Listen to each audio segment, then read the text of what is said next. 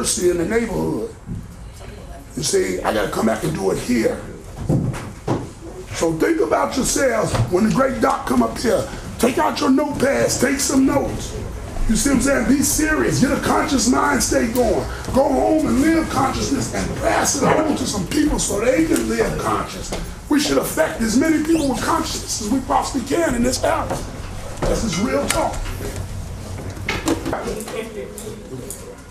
And let's go popping. This presentation right here called Miseducation of the Negro, a 21st Century Analysis. I did this first and only at the University of Washington, D.C. In honor of Dr. Carter G. Woodson and his creation of Negro History Week in the 1920s, which was motivated by his relationship with Mr. Garvey, by the way. Mr. Garvey was in jail at the time of Negro History Week, which became Negro History Month, which became Black History Month, which I like to refer to as Pan-African History Month. Contrary to popular belief, the white man did not give us February for Black History Month. Dr. Woodson chose it. And the reason he chose it is because the month contained the birthdays of both Frederick Douglass and Abraham Lincoln. Now, by doing that, was he trying to legitimize Abraham Lincoln? No. But he knew in order to get the public school systems of America to buy into Black history, he had to make it look like it was all inclusive. But that was only strategy. It was not the idea. Is everybody clear? So he chose that month. What you also need to know about Black History Month for February, and when you read Dr. Woodson's works, he talks about this. February was supposed to be the culmination of a year spent studying who you are.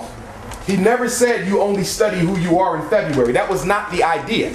The idea is you study your history 365 days a year, but for those 28, 29 days, you intensify.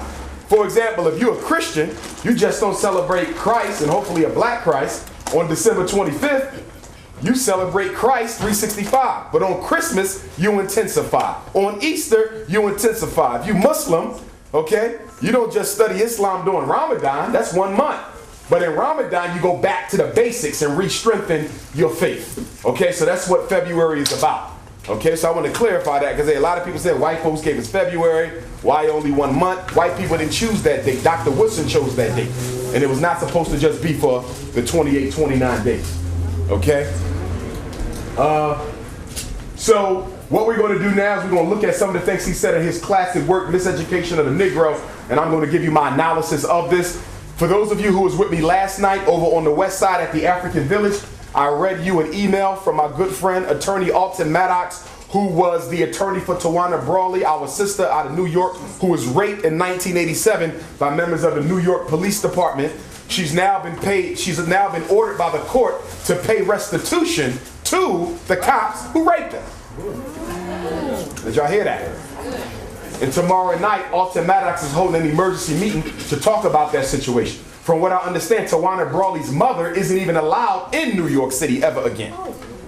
Okay? So this goes back to 1987, but the case never went away. Y'all thought it did, but it's still here. But in the letter that was written by Attorney Maddox, he talked about the suspicions and allegations of Al Sharpton being a snitch for the FBI. And several people have told him, and we don't know whether or not this is true or not, but it's coming from some very credible sources, that Al Sharpton has been wearing a wire for the FBI for years, helping to trap up different types of revolutionary thinkers and organizations. Okay? He also said that the black bourgeoisie today, you got to be careful as you travel the streets of Chicago, because a lot of your leading blacks, remember, we don't have black leaders, we got leading blacks, are carrying wires for the FBI. Okay? So a brother could come in here from the church or from an elected official or a business owner, have a conversation with Cassius D, wearing a wire, trying to get him to say something that allows the city or the FBI to bring charges against him. Be careful with the bourgeoisie because they're stepping up their game. They the new FBI.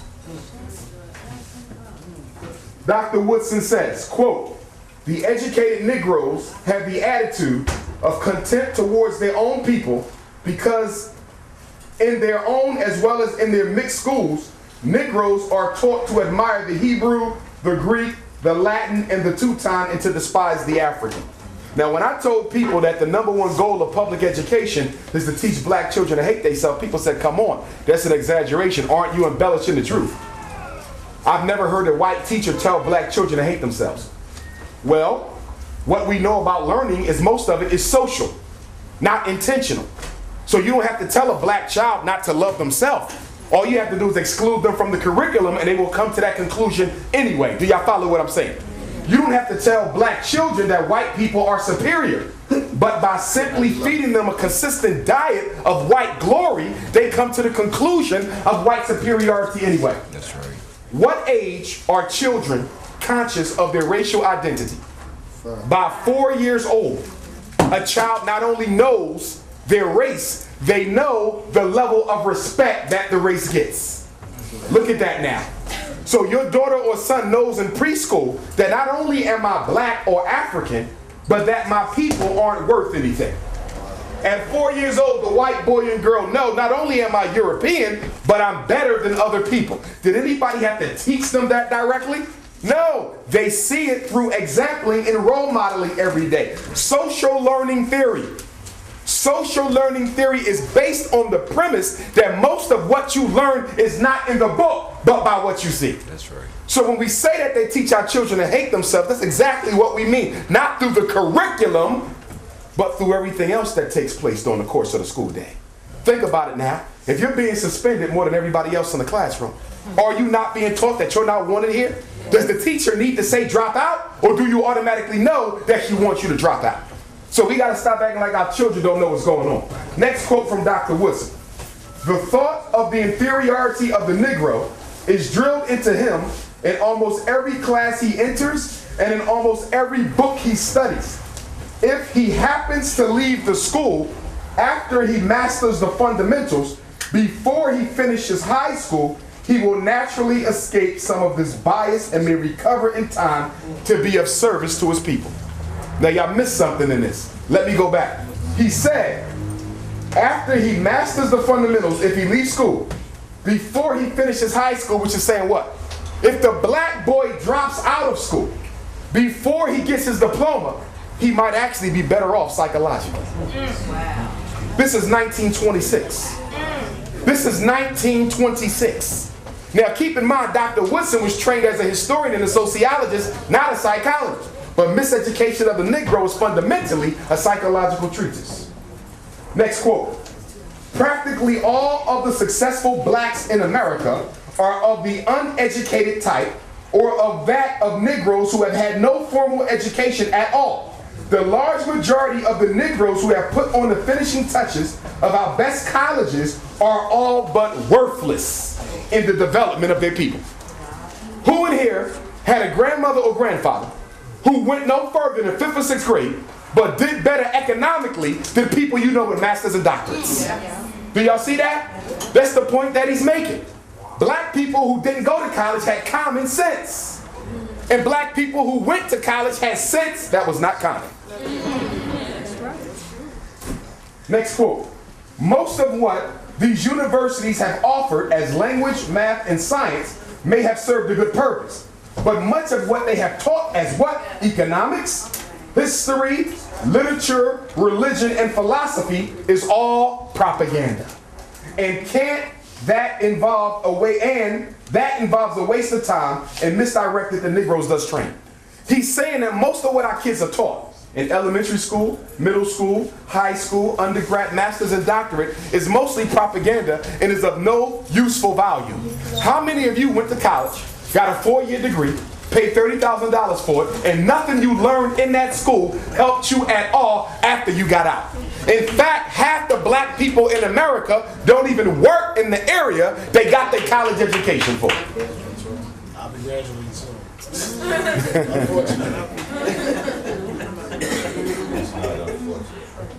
And the problem now is what? If you're a black man and you want to succeed in academia, as a black man, you want to be a principal or even a college professor, you have to adopt a very effeminizing position in demeanor.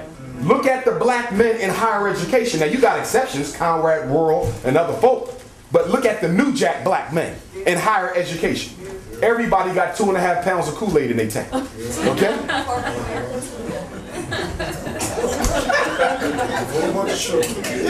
So the men are soft and the women are hard. You notice that? Look at the sisters in higher education. brothers is like this. But that's what slavery did. Turned a woman into a man and a man into a woman. Upset the natural order of things. That's right. Whether Willie Lynch existed or not is irrelevant to me. Most of the stories you read in the Bible never took place. Most of the fables told in African folklore never took place. The purpose of the story was to tell a truth. Sometimes you can teach something better through a lie than you can with the facts. So whether or not Willie Lynch was legitimate, the processes explained therein are definitely the ones being used to control Negro thought and behavior. That's right. When a Negro has finished his education, he has been equipped to begin the life of a what? Americanized or Europeanized white man.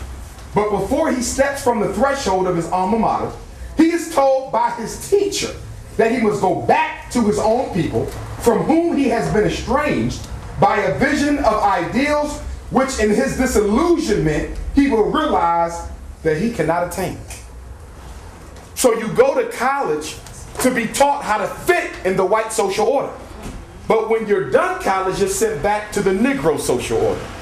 And when you get back to the Negro social order, because you got a degree, you now think you're better than everybody else who you left. And you're not able to mix with them because they're not showing you special treatment because you got an education. And since they don't want to give you special treatment, you escape to the suburbs where you're going to get worse treatment, but at least you will be living next door to the people who trained you. Next quote. While being a good American, he must above all things be a good Negro. And to perform this definite function, he must learn what? How to stay in a Negro's place. If public education doesn't teach the black boy anything else, it teaches him that white people are in charge, and it ain't a damn thing you, your mother or father can do about it. Stay in the Negro's place. What did I say about ADHD and conduct disorder? These are disorders of masculine black boys. The gay boys don't get diagnosed with them. You don't see gay boys on Ritalin. They only give this to the masculine ones to break their damn spirit. And then you get mad at your son because he don't want to go to school. Because he can see clearly that school is for fools. But because you have bought into the system, you try to condition him that the system is in his own best interest, and he knows that both you and the school are crazy.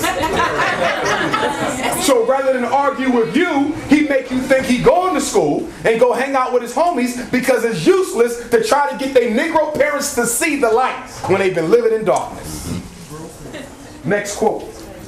Dr. Woodson says, facing this undesirable result, the highly educated Negro often grows sour.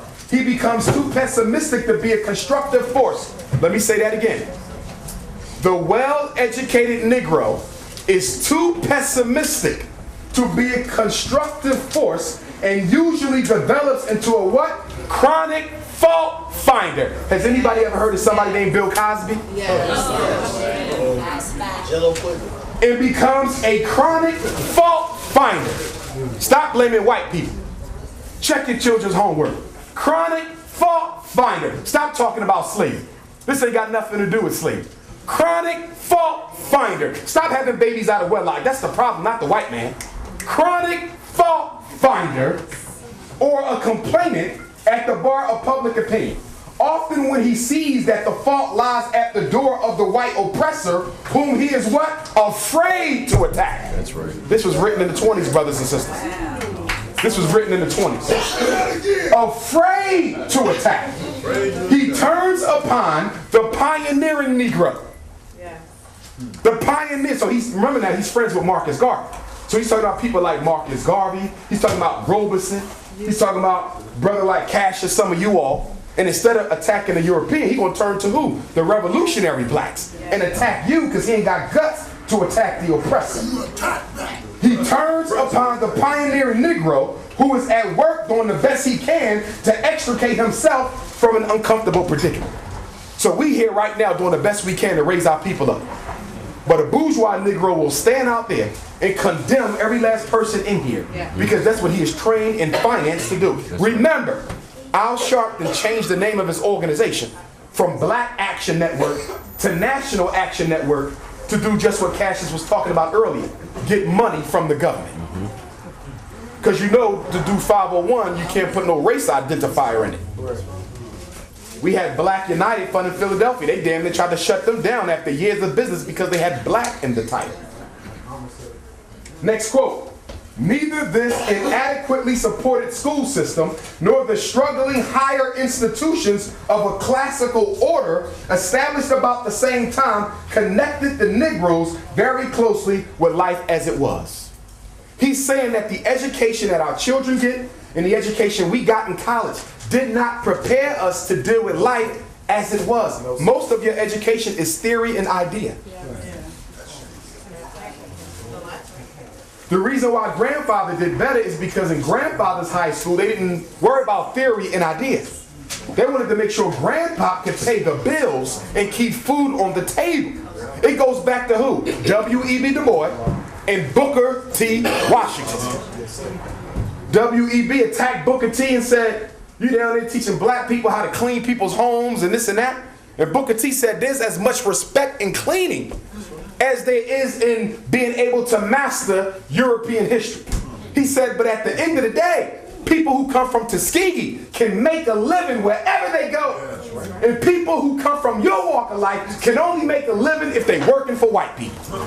So who's doing a better job preparing our children or our people for what they're going to meet? Tuskegee or your NAACP? Y'all see that? That's why in my school, we're going to teach your children how to clean, because some of y'all ain't taught them how to clean. Some of your sons ain't never washed a dish in their life. We got dishwashers now. We got people who come in and clean the house for us. We even get people to watch our children while we at home. No, I'm being serious. I know people who got babysitters in the house while they there. I understand the babysitting when you work and go to school. That's understandable. But what the hell you got a babysitter for while you in the house? But this is what we do. We got a lady standing over here.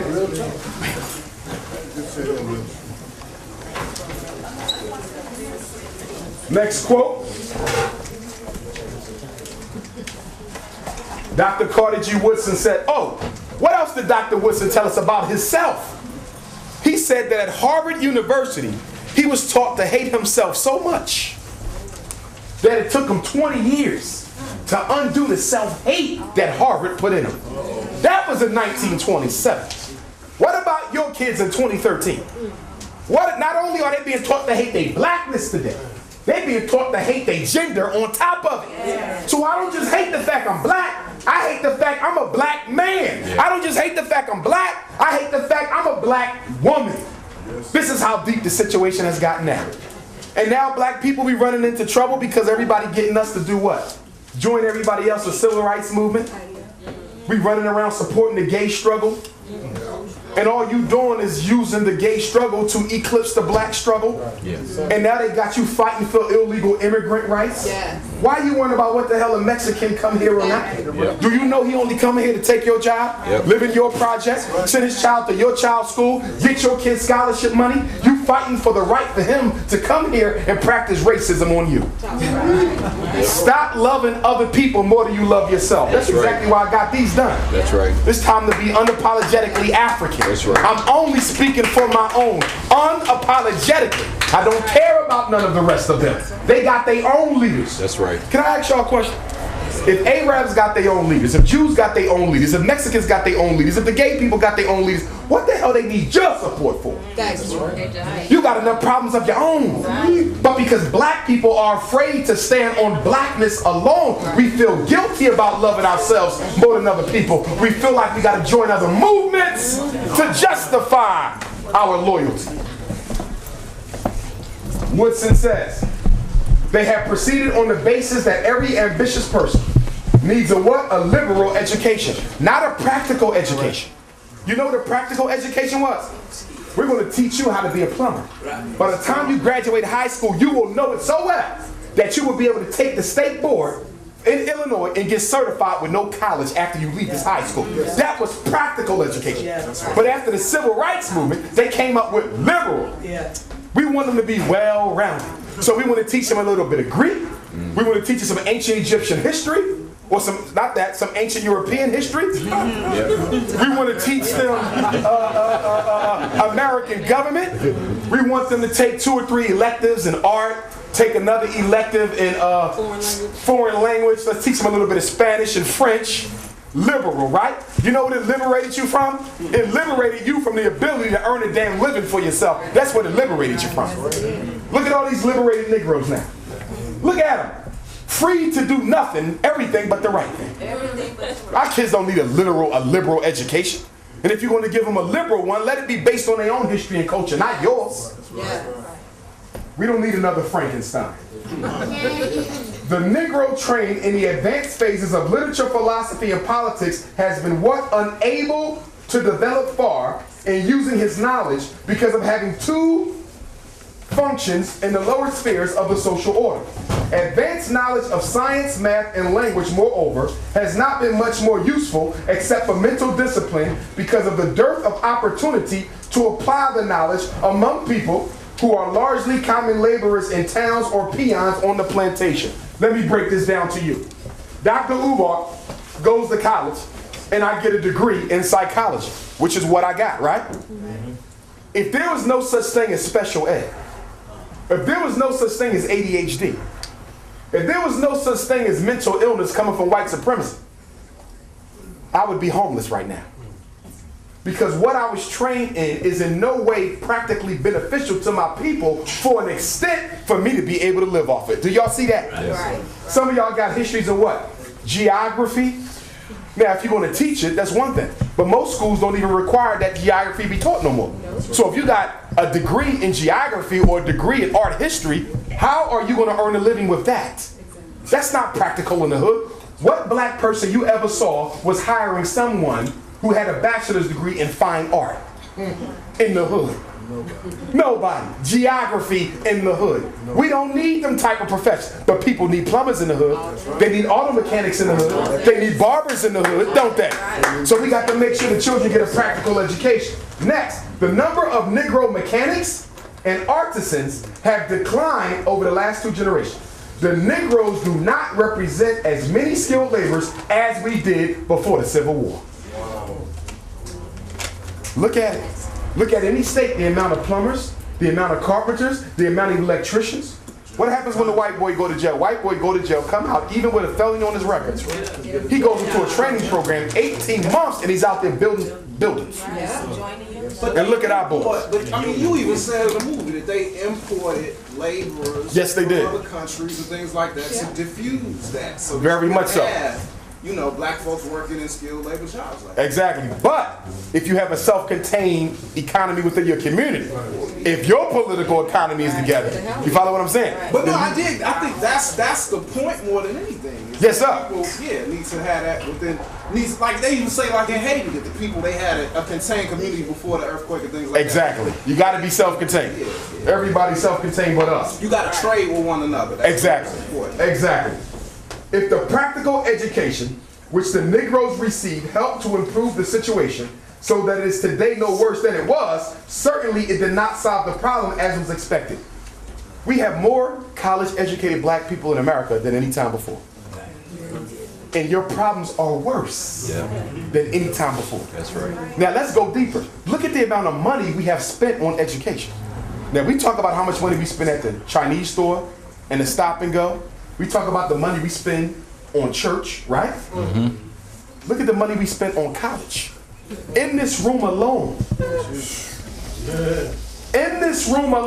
I would be shocked if we didn't come to a $500 million if I added up everybody's loan money in this room. Just this room. Just this room. I know we got a quarter of $1 billion, $250 million in this room right now. Now add your whole block. Add your friends, add your family. Look at the type of money black people are wasting in college to get an education that doesn't prepare them for anything.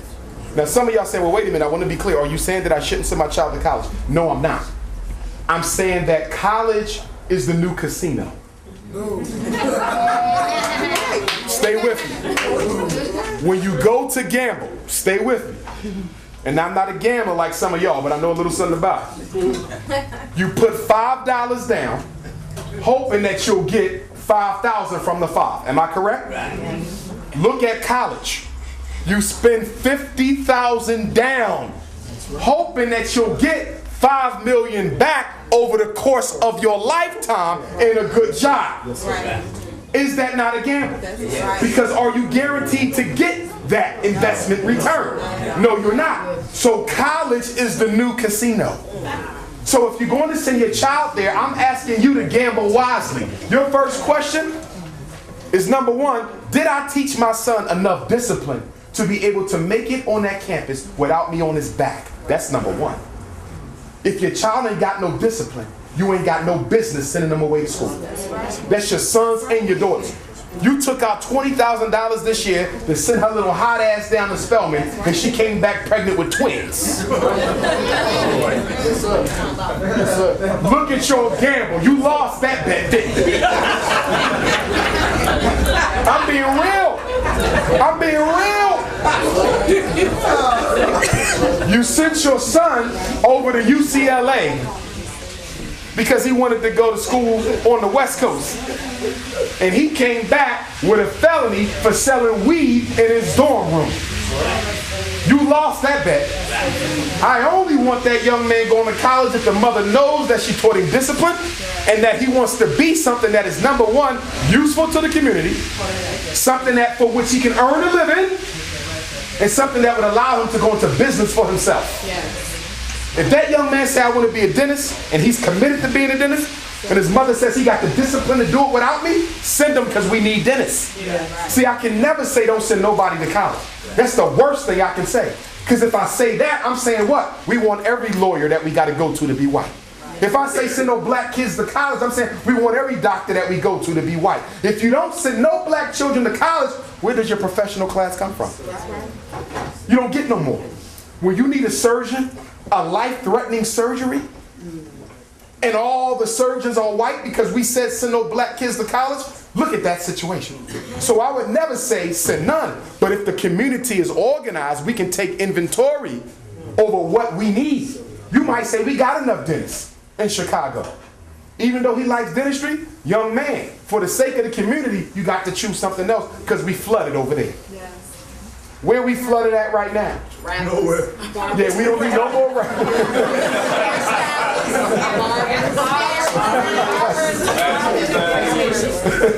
There you go. I was going to say that. Beauticians and barbers. Rappers, athletes, beauticians, and barbers. Is there any preachers? Because you do go to school for seminary. I think we crowded in that area, right? Yeah, we are. What else we crowded in? Say that again? T-shirt design. T-shirt design. No more T-shirt designers. Anything else? So we got. Reality show. Say that again? It's a reality show. Reality shows. But see, you don't really go to school for that. You go to school for design. You go to school to be a preacher. But y'all get the point. Let us roll. Quote, in the study of language in school pupils, they were made to scoff at the Negro dialect, we talk about Ebonics, as some peculiar possession of the Negro, which they should despise rather than be directed to study the background of this language, Ebonics. Remember now, the word Ebonics wasn't even coined until the 70s. He's talking about Ebonics in the 20s, about how the language we spoke in the 20s was from Africa and was not broken English. In short, to understand their own linguistic history, which is certainly more important for them to study than French, phonetics, or historical Spanish. Did y'all hear that? Yes, Dr. Woodson said that studying Ebonics will be more beneficial to that young man than learning French or Spanish. Can I ask you a question? Why do they teach our children Greek and Latin in school? Phonetics. Thank you. It is not practically useful. How many Greeks live in Chicago? How many Greeks are you going to deal with living in Chicago? Now, there's a little bit of utility to Spanish because what? You have Brazil and you have the Caribbean where a lot of Africans speak Spanish because that was their slave master. So I can understand Spanish to some degree. But even with Spanish, I don't think we should give an African child a second tongue that is European until their second tongue was African. Ooh. Do y'all see that? Give them an African tongue and then give them the Spanish. Now some of y'all are going to say, Dr. Umar, back up on this Ebonics. How is Ebonics a language? Because the kids are using the same words that everybody else uses. So here's my question to you Ebonics opponents. If you're saying that the language your child speaks is not a uniquely African language because they use English vocabulary, then you would also have to conclude that English is not an English language because most of the words in the English language came from other cultures. The language is the least important aspect of language. The vocabulary.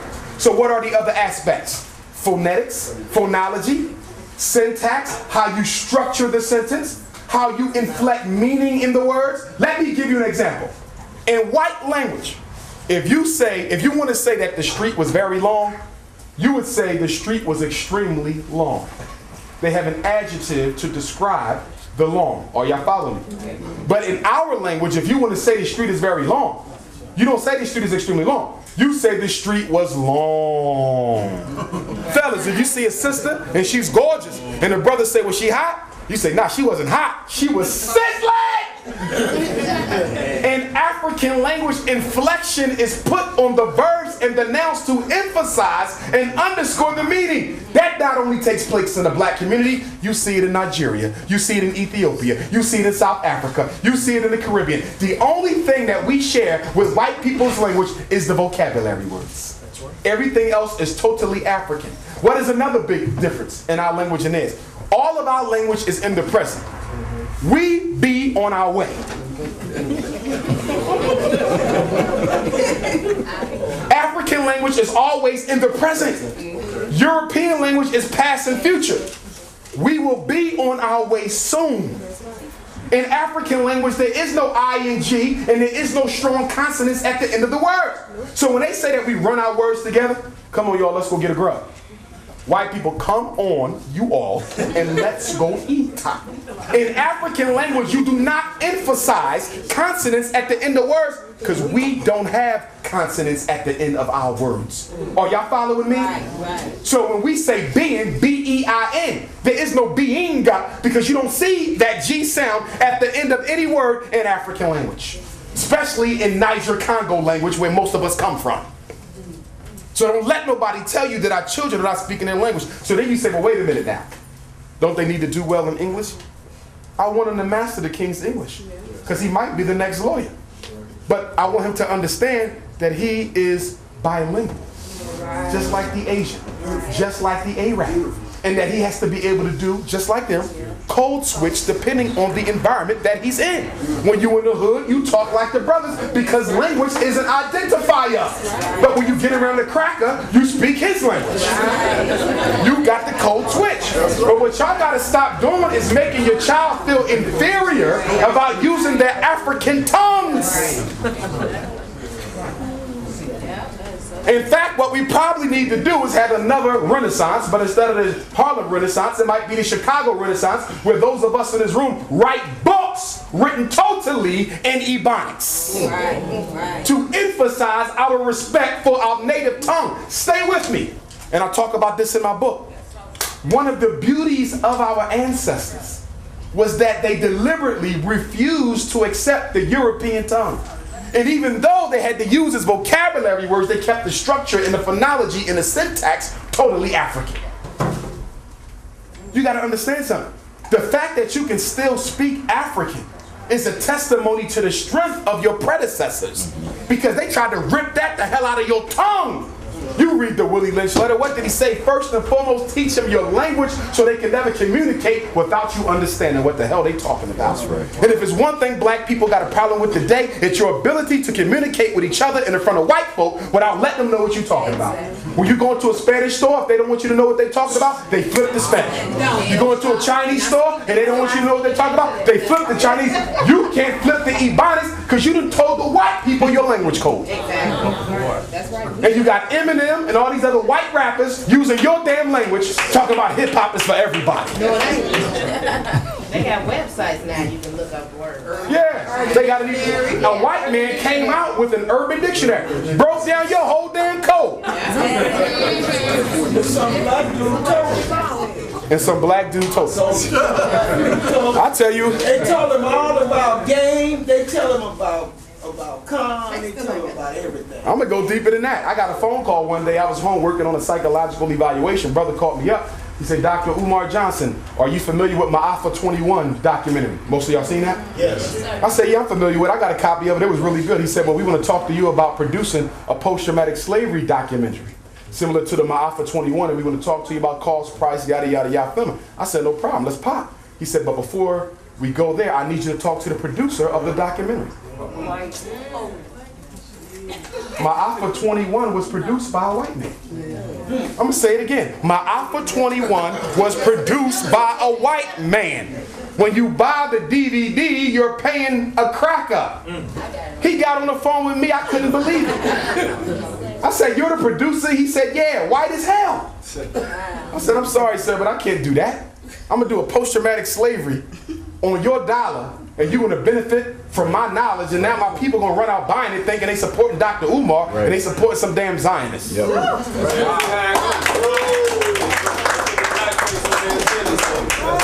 Yeah, it's crazy. African Pride Greece. Is that still around? African Pride? Yeah. You know that's European, right? Or Asian. That's not black. Don't do that. Think about it now. What makes another ethnic group so comfortable that they would put your name on a product and sell it like they use? Because you don't see color.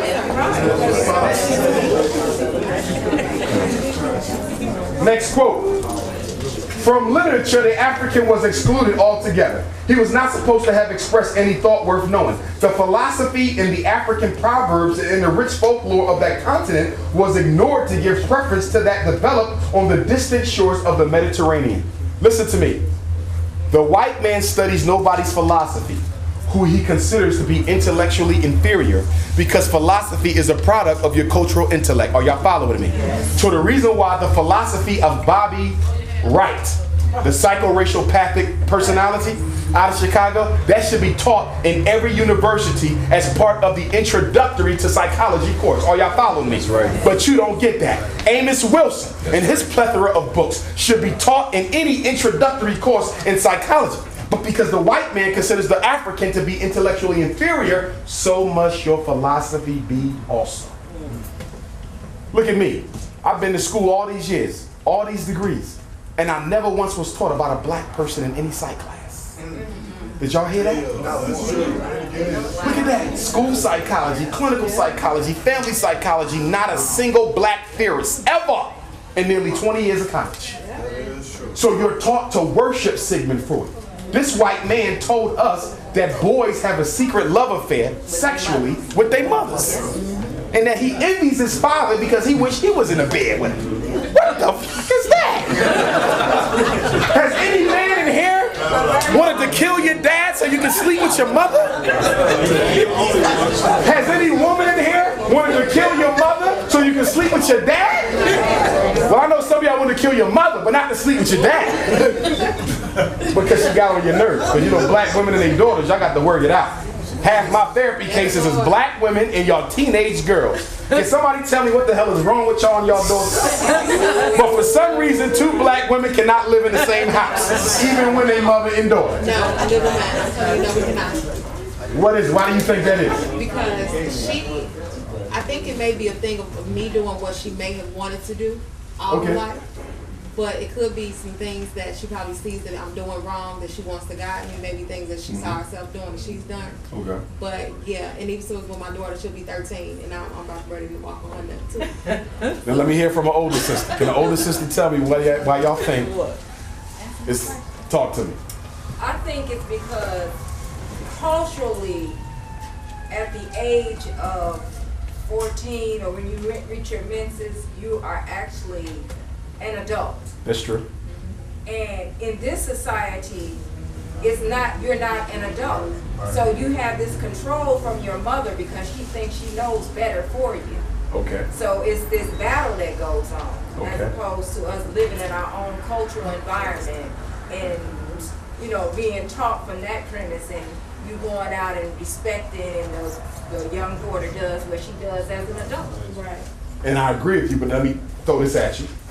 I go to Africa, and the mother is in the house with all her adult daughters, living peacefully until old age with no conflict.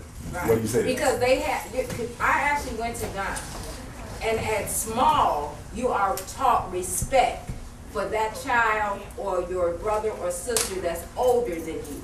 So whoever's the oldest is a respect that is taught. Okay. That we are not taught here. In other words, our children are taught to rebel against the parent as soon as you're old enough to do so. Right. It's not just the parent, it's even your older siblings. It's like you feel like you're just as grown as them. Or okay, but is it possible, and I agree with you, but is it possible, then I'm gonna come to the sister here in the other hand, is it possible that there was a rupture in the relationship between that mother and daughter at some point in the growth? Yeah, absolutely.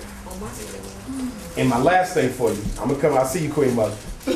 My last thing for you, what do you think is the top cause of that relationship rupture between the mother and the daughter? Is it something about the father not being there? Is it the mother putting her relationship with her significant other above her relationship with her daughter? What do you see as the crux there? What causes that split around 11 and 12 where they start becoming two separate people in the same home that don't even know each other anymore? Kind of deep. No problem. I'm gonna come to my sister over here. Here's what I think. Being a mother, I'm not a mother, but I have sisters, and they were teen mothers, and my mother was a teen mother. Okay. And though she was with my father as a teen, they were 18 and 19. But here's what I think, as you just to kind of camelback off what you were saying, because of the society that we're in, it's misogynistic, patriarchal, coming from the white man, and also, as you were just saying, or you were kind of alluding to, little girls watch their mothers. Yes. Little girls watch their mothers. If there's a father in the house or not. I was fortunate enough to have both, from Black Gangster to Black Disciple to Black Panthers. You know, both were educated even though they had me young. And here's the thing.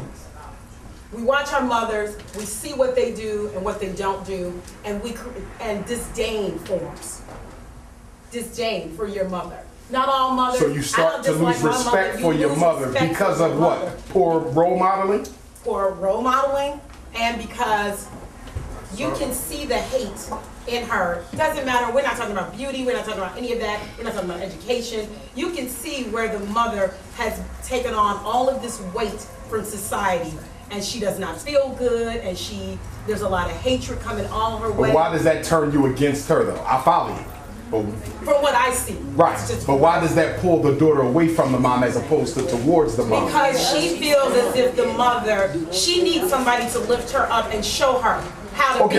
In other words, mom is bogged down with her own emotional issues. So there's no room for my emotional support. So I'm out here dealing with myself. Self-centered. I see, so now our children are self-centered. Good point, hold tight. Queen Mother was next, and then the other Queen Mother, good to see you again. And I'm gonna come to the princess right here, and the queen right in back. You got it. Okay, I have two daughters. Yes. Okay. How old are they now? Okay, one is 30, and the other one is 18. Gotcha. Okay, and with my oldest daughter, she had the discipline. Okay. She got whipping, you know, when she was young. But my youngest daughter, we never whipped her. Okay. And so as she got older, she got, influence, and with her family relative, gotcha. started dating boys. And when she got 18, she felt she was grown. So I have a lot of, battle with her. Okay, you got to battle with the younger one a little bit more because I gave her more freedom. The oldest one, she fine. She's always been respectful, always done what I asked her to do. But so in your case, it sounds like a simple case of that she ain't really get the discipline she should have got. Right. Okay, but other than the discipline piece, do y'all have a rupture in your relationship? No. Okay. The discipline. She just thinks she's grown. Okay. There's no love. Good point. You can't feel the love. You cannot feel the love. You just don't feel the love. Well, the one thing we know about the family system is what? The oldest child sometimes tend to be the most psychologically abused one because they were your first. So you made all your mistakes with the oldest child. Okay, the oldest child is more likely to be sexually abused than the rest of the children. The youngest child tends to be the most delinquent because you're tired by the time you get to that child and you ain't got the time. Which is why I'm gonna say this to all my brothers in the room.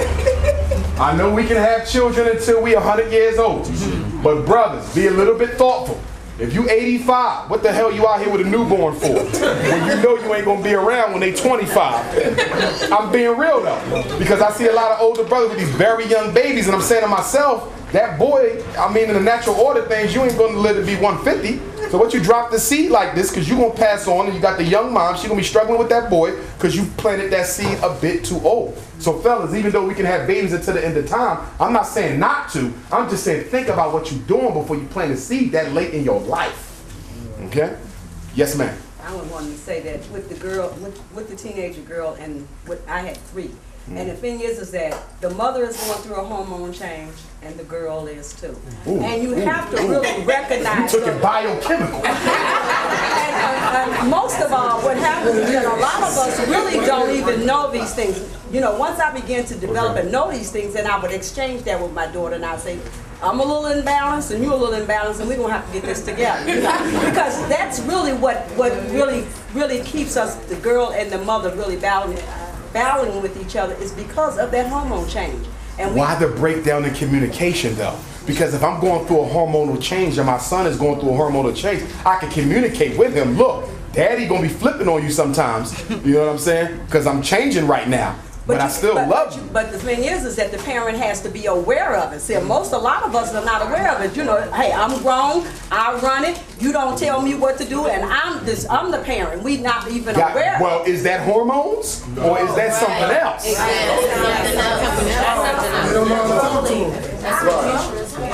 Well, if I was extreme like that, it was because I could get sentimental and be crying one minute, then I went off on you, and then I think about it, and it was really all uncalled for. Gotcha. Once I recognize what the deal is, I'm like, oh, it was that. Oh my goodness. Gotcha. You know. Good point. Good point. This is what I'm gonna do, and fellas, I'm gonna let y'all weigh in, because I want to know why the men think the mothers and daughters clash. Because some of y'all got daughters who clash with their mother.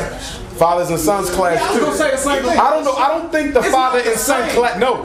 And not only is it not the same, the reasoning is different.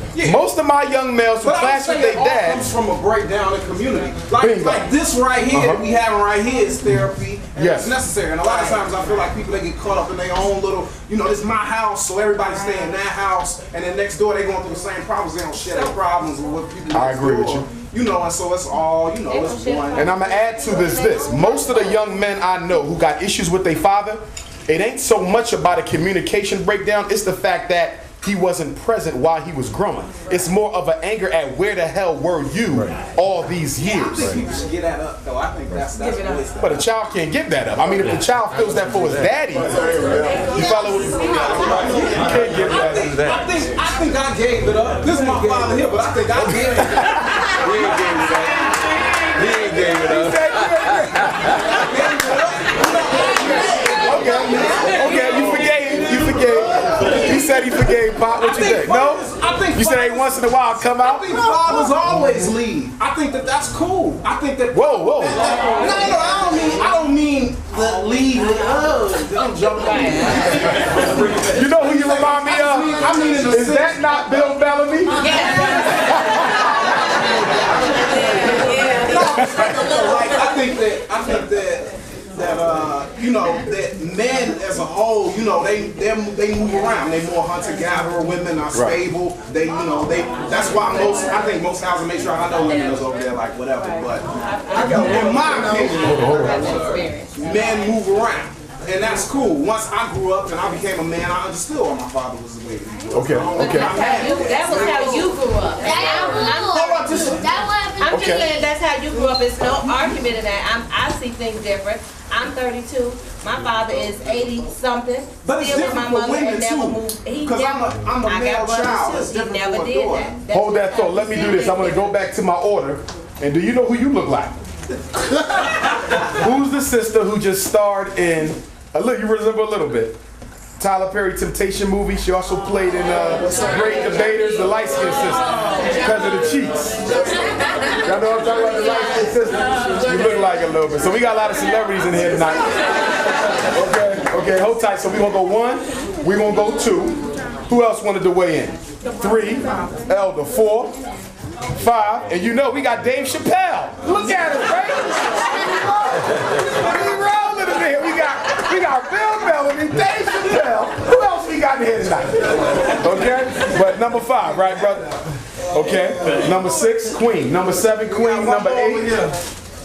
I'm sorry, number 9. You got to say, hey, Doc, look. Number 9. Let's do those 9. Remember your numbers, because stop the ADHD. Remember your number 1. You got it. Yeah, I just wanted to piggyback on what the young lady said right there.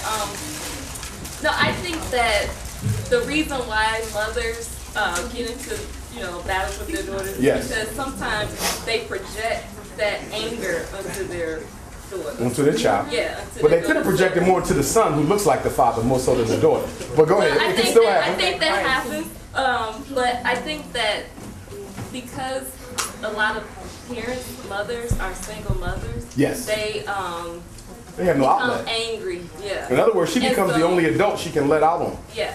The only person that she can let out. And she's a mirror image. And so it's easier to, displace anger on your mirror image. So you're saying she's projecting her self-hatred onto the daughter? Mm-hmm. Yeah. I see that. Yeah. I think black people do that too. And then it's kind of like I've seen mothers, like let's say that there's the older child is the son. The older child is the son, and the father isn't around. Right. So then she elevates the son to become like a father, kind of pseudo husband, kind of like doing everything, but she makes him the de facto husband, right? Psychosocial husband. Yeah. And so the son then becomes,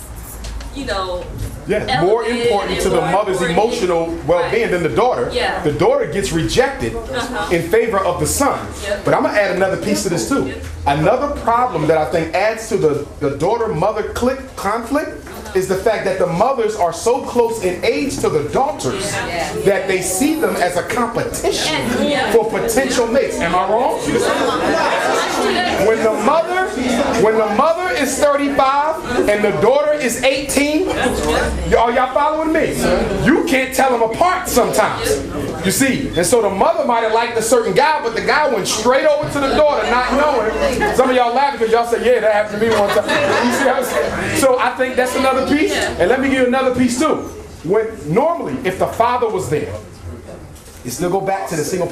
If I was there, I negotiate the relationship between the two because they are clashing. Why? Because my daughter don't think she's getting enough attention from her mother because I'm not there to help the mom out. She gets neglected. So even though my son is naturally going to gravitate to his mother, if I was there, my daughter would gravitate to me. So now she ain't got a reason to be as pissed off with her mom because I'm there to fill that void. So when the men are not there, it makes it even worse. Y'all see that? And that's another reason why we got to cut out this teenage pregnancy. Because too many moms is competing with the daughters. I didn't have that problem, but, My sister right there. I would like to do is also off of what the Queen was saying about the resentment and the disdain that daughters may have for their mothers. And also, I think it is a product of society and all the pressures that women deal with, and over time getting beaten down, and you settle for things. You deal with all of these different issues, and your young daughter is like new to the world. She's experiencing things and wanting to be free. And so the mother, I feel, also experiences some kind of jealousy for that daughter at a certain point. And building on what you said as well, jealousy for that father's attention. In my case, it wasn't men coming in, I was just my father there. But my father, I'm the only girl, so it's this competition with that too. And so I do believe, and then on top of all of that, I also believe that it's a lack of mutual respect. At a certain point, we have to respect our children as well, because they have something to teach us as well. And so I think that breakdown of like intergenerational, respect is gone. And I would add to that, fatherless single mothers. Because if you're a mother with a daughter, or a son for that matter, but we're talking about the girl, okay? I didn't get what I needed from my dad. So I am looking for a savior mate. And any man who comes in too, you kind of develop into a hopeless romantic a little bit, okay? My man is here, I don't want to leave him because I need this masculine validation. So even though I know I got a daughter and she needs me, that got to wait because I got needs of my own. So it goes back to people who ain't done their own psychosocial development, bringing children into the world who are going to need resources that they don't have to offer yet psychologically. So it goes back to that as well. That was one. Wait, we did 1, 2, 3, 4, 5. I'm 3. You 3. You got it. Oh, that's right. We already 1, 2, 3. You got it. I'm sorry. What I was gonna say was, I think it boils down to emotional intelligence. Emotional intelligence. Because I have a 12-year-old daughter, and all I saw was me. Okay. And I knew what I went through as a child, and with dealing with emotions I didn't know how to handle. I mean, my daughter would break down at 3. Oh, you don't love me because I didn't give her something that she wanted, and I had to stop. Talk to her about how it's insane for her to think that I didn't love her because she didn't get what she wanted, because maybe it was wrong for her. I mean, I always had to stop and be like, okay, because her emotions got out of control. She escalated quickly, crying and overreacting about how I didn't do something for her, and I always have to stop. And because I realized myself, I grew up without anybody telling me, you know, what these powerful emotions are. I mean, how we get upset for such small things and take it hard. So I'm like, man, I looked at my daughter, I said, I can't let her grow up with these emotional problems, not be able to deal with them. And also outside influence. I haven't had TV in my house for over 5 years. Wow. I'm like, no, it's over, it's dead.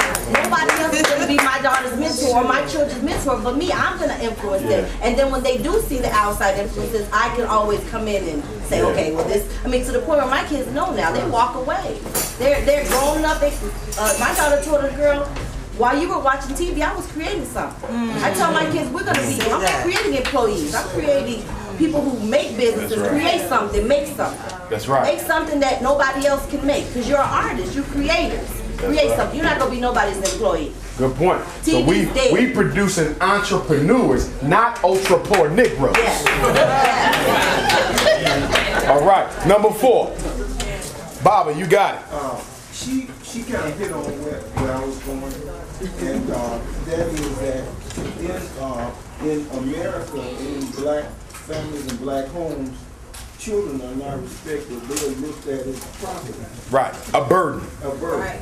And so therefore, if this is my property, then I can do whatever I want with it, because it belongs to me. It's a slave kind of. Yes, it is. Ownership complex. And so, you know, I heard people tell a child, children should be seen and not heard. Not heard, yeah. And so I see that the respect for children, the way the priest was raping people in the neighborhood, raping boys, people letting their children go somewhere with their uncle and he rapes them. Quiet down, please. And so what I'm saying is that children in America, black children, are not being respected. I agree. They're not. I mean, you know, I dealt with my son. I try to deal with my son with respect. Okay, I talk to him like I want to be talked to. When he was young, sometimes he would be doing something, you know, making noise or beating on something, or doing something, and I say, hey!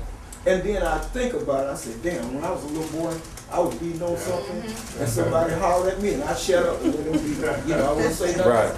But what I always tried to do was make sure that I respected him as a human being and as a man, just like I am. Okay, he's just a little man. He ain't a big man, he's a little man. So as a child, I respected him.